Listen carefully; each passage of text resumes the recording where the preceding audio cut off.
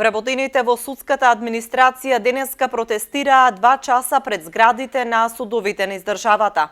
Се протестираше и пред Струмичкиот суд.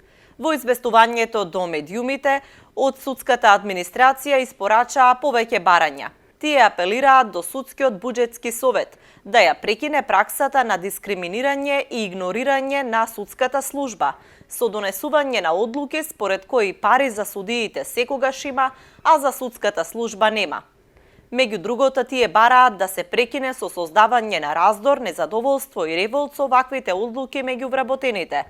Да се покаже искрена намера во градење на ефикасно судство како стратешка определба на државата, со тоа што ќе се почне да се намалува, а не да се зголемува јазот меѓу судиите и судската служба.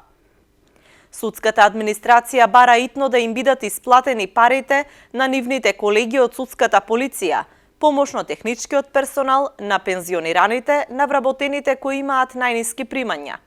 Исто така, судската администрација бара и од Министерството за правда итно да постапи на измена на законите и да утврди поинаква позиција на судската служба, независна од милоста на Судскиот буџетски совет, и да се формира посебно тело кое ќе одговора за нив.